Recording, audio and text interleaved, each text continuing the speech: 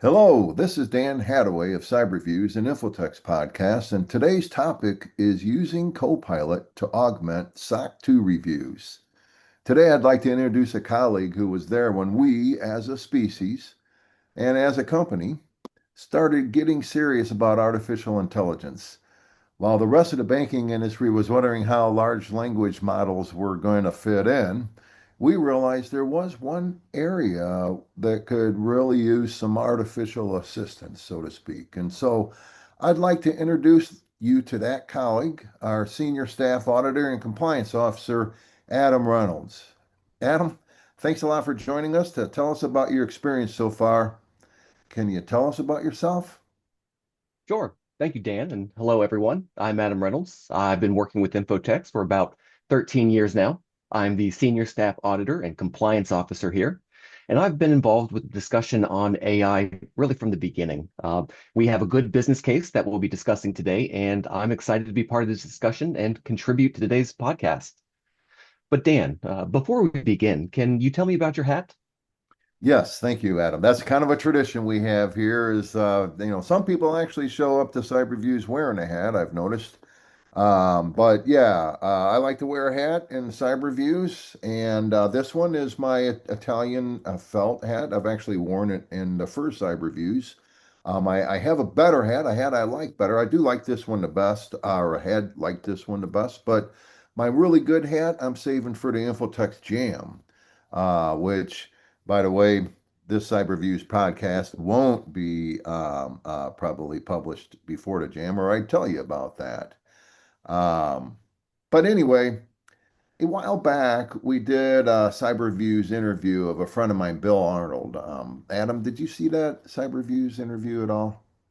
Yes, I did, Dan. Yeah, yeah. Bill, he has a master's degree in artificial intelligence, and he's actually been using a lot of, AI tools, throughout his life. I actually met him when he was using neural networks to log into ATMs in 2002. So anyway, I guess I just wanted to know what, you would have to say about, return on investment when it comes to using LLMs in a bank. Uh, what do you think about the whole wins concept? Can you explain that, Adam? Sure. So WINS is an acronym for words, images, numbers, and sounds. And it's often used by technology planners to stand for the process that's really stand a good chance to deliver a high return on our time when it comes to using AI. It's a process that involves, again, a lot of words, images, numbers, or sounds, and it lends itself to productivity gains if augmented by AI. So I have to ask then, and maybe we set this question up, maybe not, but are there any processes in a community-based bank that an information security officer implements on a regular basis that lends itself to a lot of wins? Yes, and that's really the SOC 2 review, or more formally known as the insurance review precept in vendor management, where we review available audit documents of our vendors. Involves the process of a lot of words and even some numbers. So you said it was part of the insurance review, or did you say us? Assurance. Assurance. Okay. Assurance. And so, Yes. and then there's the five precepts, and I know what the five precepts are. I always struggle reciting them, but let's see if I can do that. So what we're talking about is that if you are a vendor owner in a bank, you should be taught to know that there's five different precepts that we look at when we review and vet a vendor to make sure that that vendor is safe. And what are they again, Adam? Assurance, as we just stated. Insurance. And that Financials. cyber insurance, their ability to make us whole if they had a breach. Financials and contract review. And then business continuity. Okay. And so really when we talk about wins, then there might be other processes like contract review. I can imagine there's a lot of words involved in a contract. Have you ever seen the contracts that banks have to enter into with, just their core provider alone? And so I feel like what we're doing here is we're kind of wanting to focus this cyber views topic on the SOC 2 itself, that document that most banks are using for assurance review, which is one of those five precepts, right? Am I right about that? Yes. So that's kind of why we're here, right, Adam? I mean, let's face it, the SOC 2, the contract review, they really involve a lot of words, some numbers. But isn't that what, our interview is about today is the trials and tribulations that you faced when you started trying to use Copilot to review SOC 2s? Am I right? Yes, and especially for the SOC 2 reviews. You mentioned contracts, and I think we'll go into that eventually, but really we're focusing on the SOC 2s right now. It's really how it can be improved and enhanced, not replaced by Copilot. Okay. For this project, we've been trained by someone, Matt Jolly, one of our employees, who does this for our clients. So we really use that as the basis, what we've already defined in our process, and really using Copilot to enhance that, not replace it, because we do have a good defined process already in place that we just want to enhance, really.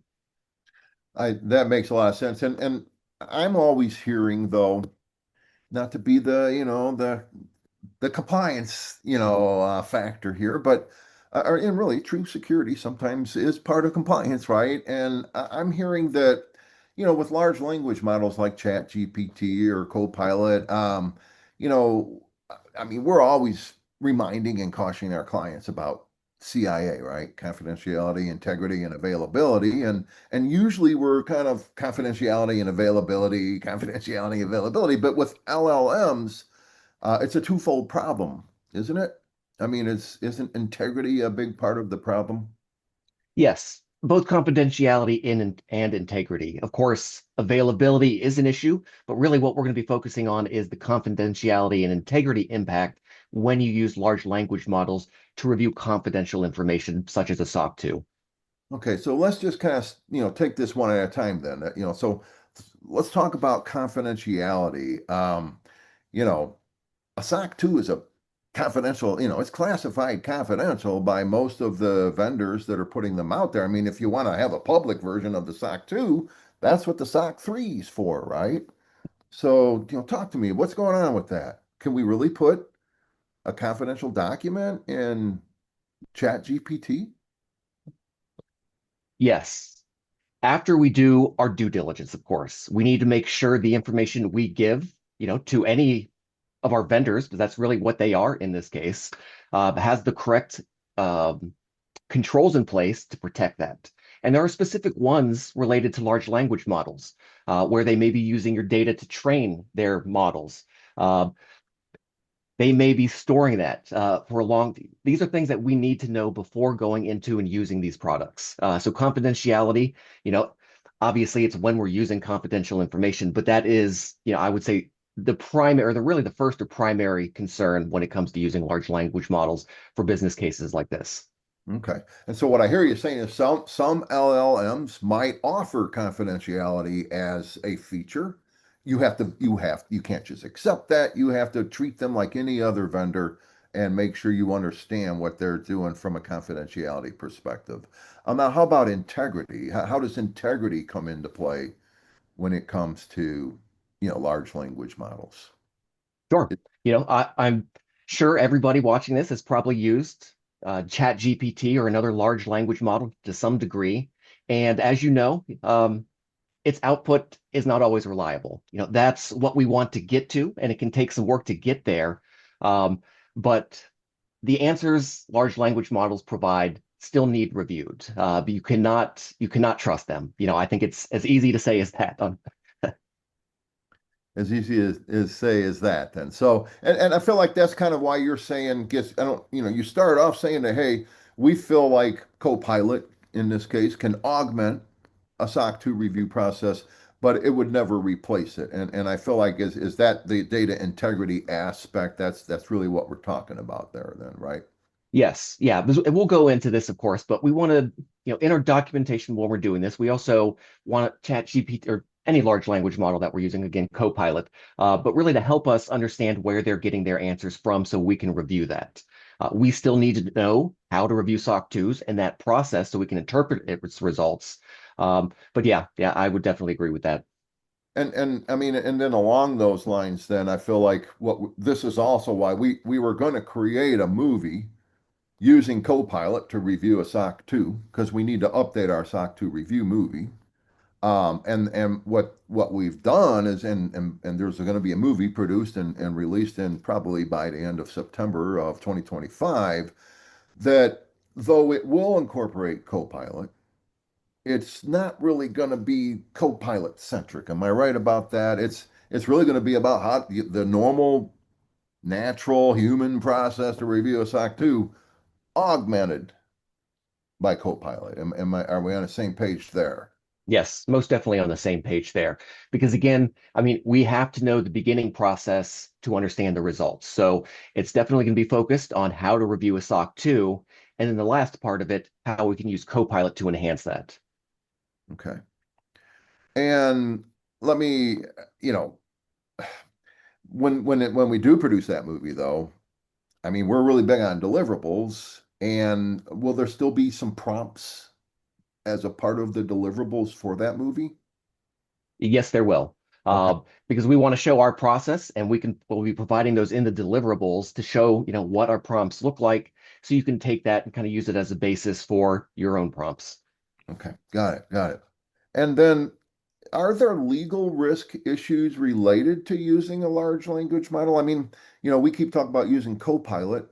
I mean, why not use Chat GPT? I've been using Chat GPT since, the second version I think came out, and I'm just more comfortable with it. Why can't I just use it instead of Copilot? Yes, there most definitely are legal concerns here. One of the big ones, most Chat GPT that people are using is the free version. I think we'll discuss this here a little bit shortly, but anything you're not paying for, it's kind of the phrase where, if you don't know what the product is, you may be the product yourself, because they're using your data, using the system to train their large language models to improve. So again, going back to confidentiality, that's one of the biggest legal risks, but there are others as well. Well, when you and I were talking about this, you pointed to some slides that we had used in a talk that we delivered in one of the venues, and I think it was in Ohio. And I went ahead and brought those slides here. I'm going to try to share my screen real quick here and see if we can't, bring up those slides because I feel like they might help, with it kind of illustrate and make sure that people understand what we're talking about here. Now, so, I know this is a cyber views is supposed to be an interview, but in preparing for this, Adam, you asked if I could have these slides available, and I feel like it is a good idea for us to make sure that we're kind of drilling down and making sure our clients understand what we're talking about when it comes to this, since there is legal risk involved. And so, I think what you're saying is that even with Copilot there are versions like we would not want to be putting. Is this why you brought this slide up, Adam? Yes, Uh, yes. And again, I was just going to say, just because you're paying for it doesn't necessarily mean that it's good to go. But that is one of the indicators you will want, because as we see at the bottom right there, really the enterprise grade protection